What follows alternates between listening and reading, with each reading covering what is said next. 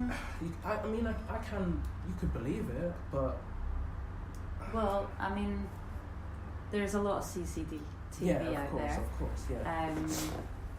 So there's ways. CCTV should be messages, WhatsApp, Instagram. You could just screenshot anything. Now, but yeah, it's not maybe the easiest crime to find evidence for. However, I think it is possible in many situations. And what was I saying? Sorry, forgotten again.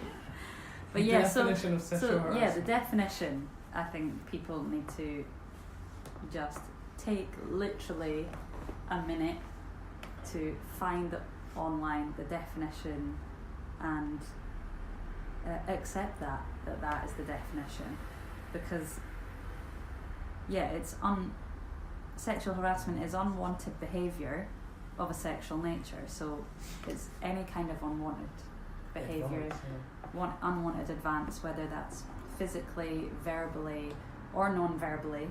It can literally be a stare or some sort of uncomfortable look that makes you uncomfortable,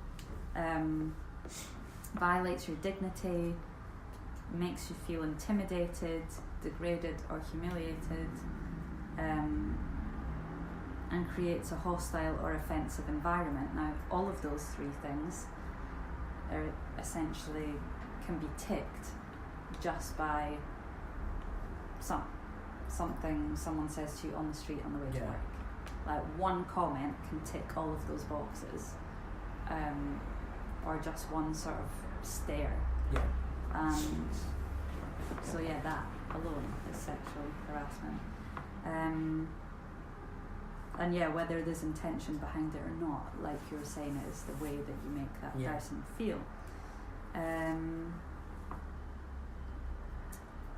it can include sexual comments or jokes, so-called jokes, physical behaviour, including like unwelcome advances, and touching, and various forms of sexual assault, as well as sending emails and displaying pictures, photos, or drawings of a sexual nature. I think the comments, jokes, and the physical behaviour, including like unwanted advances and touch thing, is a really common one as well. Really commonplace outside of the work environment. If you're on the tube, someone touches you inappropriately, not just bumps into you, but like they're using that moment as an opportunity, and I've seen that happen, and confronted a guy about it, brought it to his attention and the woman he was doing it to. He was actually videoing them, and other people on the tube saw that happening, but nobody said anything. And then when I brought it to their attention, and other people heard, they still didn't say anything.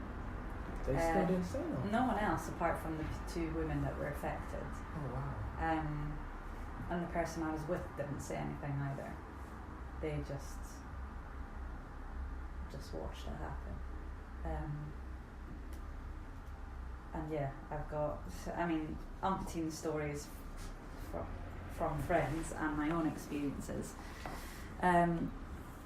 including public transport. I know someone that was on a bus recently. A guy started chatting to her. She said, "Can you leave me alone? I don't want to talk to you." They continued to harass her. She moved seats. They followed her, sat next to her. One of them put his hand on her thigh and was, you had the verbal and the physical and the non-verbal, the way they were looking at her. And again, nobody said anything. She got off the bus and said to them, "If you dare follow me, I will do something about it." But nobody supported her. And I think bystander culture is almost just as toxic as the issue itself. If you're not, and I understand that you don't want to, as a bystander, as someone who is witnessing something like that, you don't want to put yourself in danger by saying something that might lead to further provocation. Yeah. But at the same time, you should be able to just speak up out of when things like this happen. Right? Exactly, because if you're not, then you also become part of the issue, because you're not doing anything to help that person in that situation. That can literally, you don't need to confront the people doing it. You could literally just go have a chat, interrupt the harassment, or tell the bus driver. You know, just simple things. You don't need to literally confront them. But just being there for that person is sort of helping in some way. I think that's a big part of the problem. People are scared to say anything or intervene or help out. And then I don't know if that's part of I think it's part of city culture as well. I think I'm okay as long as it's not happening to me kind of thing. And everyone for themselves. Because that mentality still shocks me here. I'm from a small town. And you know, if something like that happens where I'm from, people will say something. The fact that no one would say, for nobody to say anything would be extremely regarded as really strange and cold. But like I said, I get that the city is a different environment, but I think people do need to try and intervene in a way that doesn't put them at risk as well. Just be less inside your own bubble, I think, if anything. And you can be discreet about it. You can tell the bus driver without it even looking like you've said anything. You could be asking what the next stop is, or, you know, chatting to the person, pretending that they're your friend, that they're your mate, and that you've come to meet them. None of those things would provoke the situation further. They would only help the person. So I think we all need to take more responsibility in that regard. I think that's a big part of the problem. People not taking responsibility for their own actions, and other people had an actual point to it, so it's gone. Also setting an example, because if no one does do anything about it, then that sends out a signal to everyone that it's okay, that it's acceptable behaviour, and that there is nothing there to intervene with, which only keeps the issue going. It just keeps the issue, keeps the cycle alive, and so then you become part of the problem. Bystanders, it's just one of those things that, even from the documentary, I feel like even if people had the information, which we all do, it's all at our fingertips, it's kind of more about changing the mentality of society as opposed to literally just the individuals. Completely. Because, like you said, it's this whole thing of we ignore the problem so it will go away, right? That's what everyone seems to think. That if I ignore it, it will go away. Like, I watched another documentary because it got me on this spin of documentaries. That documentary. There was one I watched about. Once you watch one, it opens up the whole. I went to sleep on black hole of things. Although I watched Abused by My Girlfriend. I heard about this. That was really interesting. So interesting. Because funny enough, I did when I was in GCSE, I did a piece about abuse, and in my piece, I was a man being abused by my wife. But I wanted to tell that story because it's usually told from the other side of the tracks, and it's kind of interesting to explore it and do all the research into it, because it's something that's not widely advertised as a thing that would affect men. It's not spoken about as much. It definitely exists. And it's especially, you see it a lot in the documentary when the police officer, he kind of blames himself for not noticing it the first time he went round and witnessed the situation, because I believe that if the roles were reversed and it was the female who was battered and bruised and the police came over, they would have probably seen something and said something much sooner than just from the fact of it was just a guy, maybe. Because it took until the third visit before the police officer was just like, look, we need to take you aside to speak to you to find out what's really happening. And when they actually spoke to him, they got him.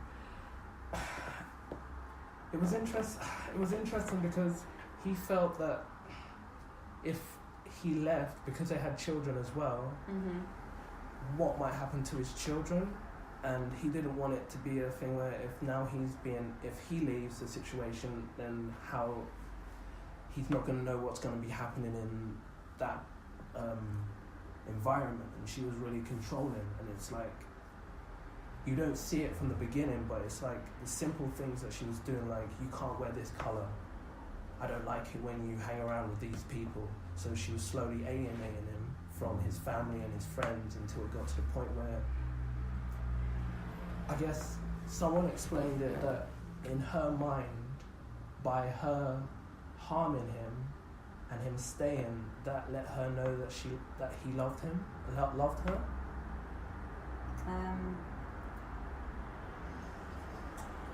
Yeah, I need to watch it. I've heard it's really good, and I think, and yes, it, abuse does happen both ways. Absolutely, I can acknowledge that. And you often don't hear the male perspective, but it's a classic. It's a classic example of what happens to, most of the time, what happens to many women. So like 50% of women have experienced, that's half of all the women in the world have experienced sexual harassment at some point, probably on multiple occasions, maybe multiple occasions per day. That is like standard. That statistic, that 50%, is just based on women that have been asked and women that have come forward. So really that figure is much higher. And then 1 in 5 women have been raped or sexually assaulted. So that's 1 in 5 of every group of your mates, basically, or 1 in 5 women that you work with, or 1 in 5 women in your family. And yes, men get raped too. But again, the figures always higher the other way around. Yeah, of course. And again, this is just based on the women that have come forward. Half the time they don't come forward for fear of being judged, being outcast, being various reasons, losing their job,